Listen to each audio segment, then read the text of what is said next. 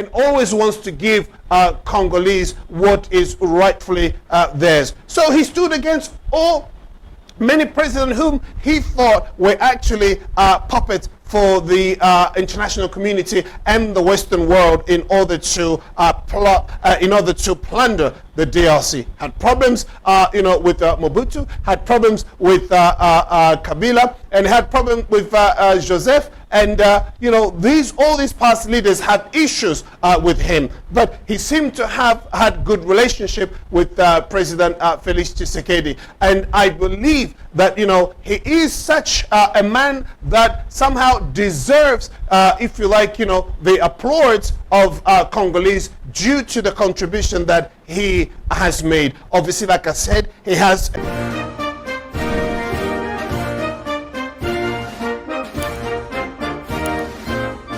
Hello and welcome to Good Morning DRC TV. We are so happy that you have tuned in to watch and just to receive some information on what is happening in the Democratic Republic of Congo. We do talk about things that are happening around Africa, and we love to just share with you because we believe in a strong and stable Africa that is ruled by the rule of law, where there is democracy, where we live our lives the way we want to live it without outside infringement or influence.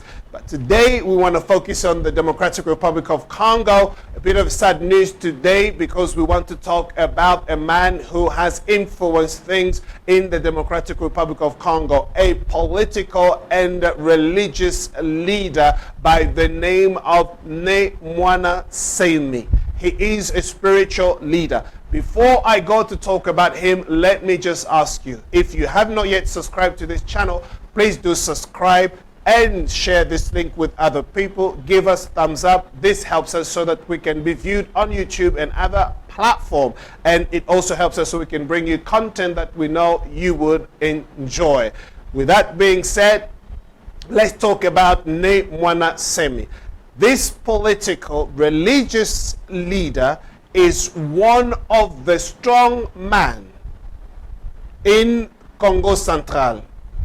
This man, for many years, he has always stood strong and high and fought many political leaders who came into power, according to him, who wanted to subjugate that part of the Congo Central, and wanted to impose, if you like, the fact that the people of Congo Central did not enjoy their own wealth, and they didn't have access to job opportunities and the equal rights that many have enjoyed in other parts of the DRC.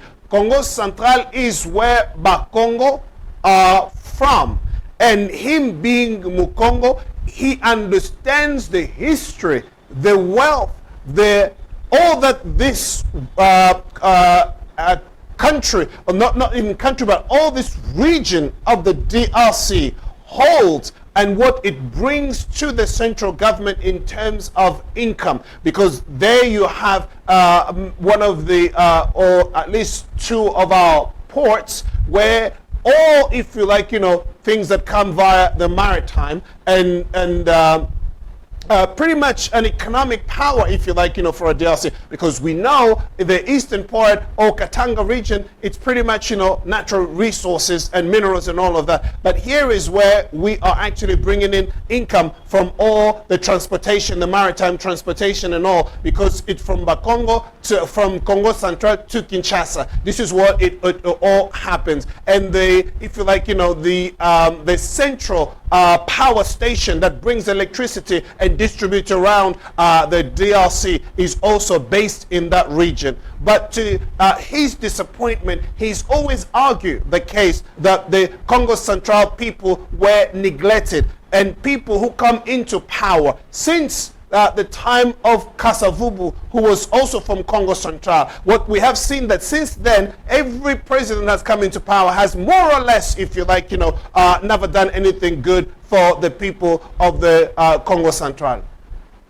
And what he was doing is only standing up for his in quotes, his people. And then he will say, look, I want to see equality amongst Congo's citizens. And he was such an, if you like, a strong leader in terms of talking about the occupation of a foreign country in the DRC. I mean, he's such a patriarch. He was such a man who would not accept or bow down to the rule or the sovereignty of the country being eradicated. And he didn't submit, to those who thought that, they can just basically come and colonize the Congo again. He was strong. He was studied. The man was well read. He was, if you like, a genius, in this country. He did physics, and I believe that, he is one of, if you like, the brains of this country, the DRC. He wrote so many articles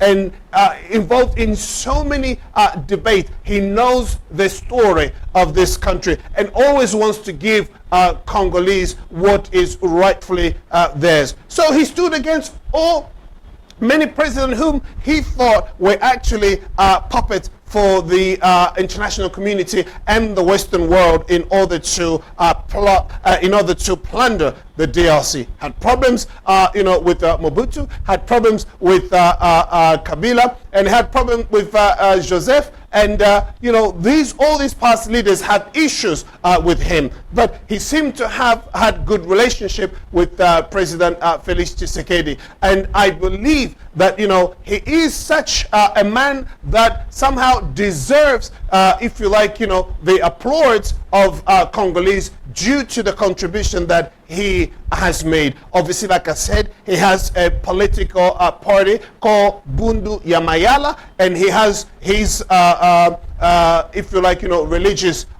movement as well with that. He has so many followers in Congo Central. He was a central figure. He weighed so much in the elections. He has that influence, and I believe that obviously losing him has a lot of implication for the region itself. So today I just wanted to let you know that Ne Muana Nsemi is no longer with us. So since about a few days now, he's obviously passed into another world. So here we are.